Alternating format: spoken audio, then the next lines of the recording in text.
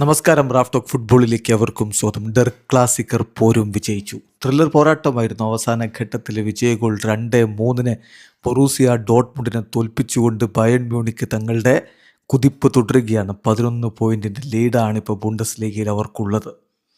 ഇരട്ട ഗോളുകൾ പതിവ് പോലെ ഹാരി കെയ്ൻ നേടി. ഒപ്പം കിമ്മിച്ചാണ് അവർക്ക് വേണ്ടി ഗോൾ കണ്ടെത്തിയത്. മറുഭാഗത്ത് ഷോൾട്ടർബെക്കും സ്വെൻസനുമാണ് ബൊറൂസിയ ഡോട്ട്മുണ്ടിൻ്റെ ഗോളുകൾ നേടിയത്. ഇദൂന പാർക്കിൽ നടന്ന മത്സരത്തിൽ മുന്നേറ്റങ്ങൾ നയിച്ചുകൊണ്ട് ബയേണിനായിട്ട് ഹാരി കെയ്നും ഡയസും നാബ്രിയും ഒലീസയും ഒക്കെ ഒരുമിച്ചിറങ്ങി. മറുഭാഗത്ത് സിൽവയും അഡയേമിയും വെലേറും ഒക്കെ ചേർന്നുകൊണ്ടാണ് ബൊറൂസിയ ഡോട്ട്മുണ്ടിൻ്റെ മുന്നേറ്റങ്ങൾ നയിച്ചത്. ആദ്യം ഗോളടിച്ചത് ബൊറൂസിയ ഡോട്ട്മുണ്ടായിരുന്നു. 26-ാമത്തെ മിനിറ്റിൽ ഷോൾട്ടർബെക്കിലൂടെ അവർ ലീഡെടുത്തതാണ്.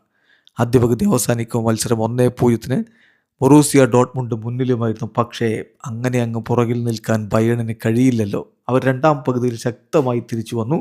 54-ാമത്തെ മിനിറ്റിൽ ഹാരി കെയ്ൻ്റെ ആദ്യ ഗോൾ പിറന്നു. 70-ാമത്തെ മിനിറ്റിൽ അദ്ദേഹം പെനാൽറ്റിയിലൂടെ രണ്ടാമത്തെ ഗോളും കണ്ടെത്തിയതോടെ ബയേണിന് ലീഡായി. മത്സരം 80 മിനിറ്റ് കഴിയുമ്പോഴും ബയേൺ മുന്നിലാണ്. പക്ഷേ 83-ാമത്തെ മിനിറ്റിൽ സ്വെൻസനിലൂടെ ഡോട്ട്മുണ്ട് കളി ഒപ്പം പിടിച്ചു.